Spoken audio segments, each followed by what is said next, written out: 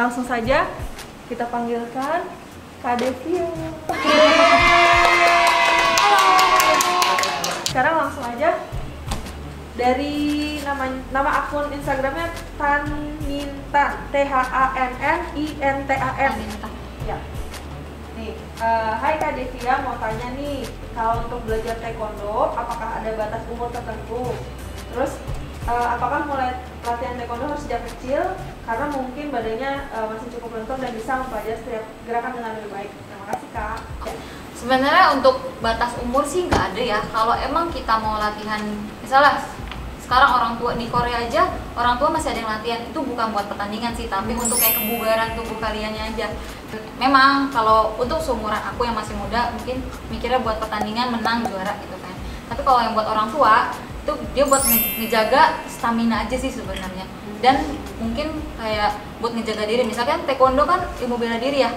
Gimana caranya kita bisa membela diri dengan cara latihan taekwondo atau latihan bela diri yang lainnya gitu. Jadi nggak ada batasan sih selama orang itu kuat dan emang senang sama bela diri.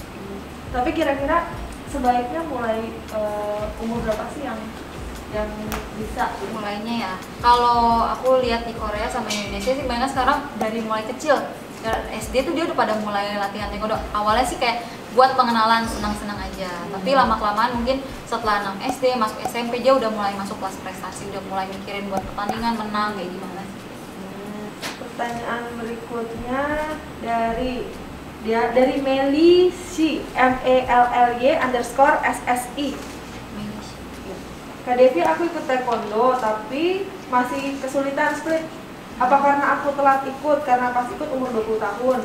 Adakah tipsnya biar bisa cepat split atau memang agak sulit karena udah umur segitu? Jujur aja aku juga sampai sekarang split masih sakit ya, cuma kayak split biasa aja. Cuman kalau emang kita niat buat mau bisa gerakan itu kita lakuin setiap hari pun itu bakal kebiasaan dan itu bakal bisa gitu. Nah kan sekarang teman aku juga ada sebenarnya yang umur 19 tahun, 18 tahun itu baru bisa split, tapi karena dia rutin ngejalaninnya setiap pagi dan sebelum tidur, sekarang dia bisa split.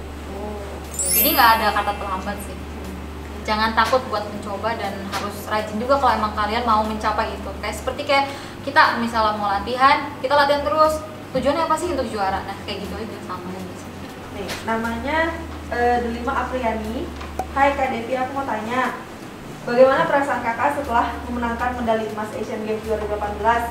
Secara Kak Devi kan peraih emas pertama dari cabang taekwondo, aku bangga sama kakak. Lalu setelah sukses di Asian Games, apakah ada target lain yang diimpikan? Kemudian harapan untuk taekwondo Indonesia bagaimana Kak? Semangat Kak Devi, terima kasih. Oke. Makasih buat pertanyaannya. Perasaannya Perasaannya pasti senang banget dan nggak nyangka pastinya aku bisa juara dan peraih medali pertama untuk Indonesia, apalagi di cabang taekwondo ya. Jadi aku bisa bawa nama taekwondo Indonesia juga lebih naik lagi dan teman-teman juga pasti bangga banget sama aku. Pokoknya itu senang banget. Target untuk kedepannya pasti ada ya, selama aku masih menjadi atlet, aku masih pengen juara, pastinya juara 1 lah ya, dan membuat terus orang bangga sama aku atas prestasi aku pastinya. Harapan aku buat taekwondo Indonesia pastinya harus lebih maju lagi dan lebih terkenal dengan prestasi-prestasi. Kak, apa aja sih macam-macam psikologi untuk atlet profesional seperti kakak? Tadi Instagramnya itu Alfi Kusuma. Psikologinya ya harus pokoknya percaya sama diri kita kalau kita tuh bisa mencapai tujuan. Itu sih yang aku tanamin di diri aku supaya aku bisa jadi seorang juara.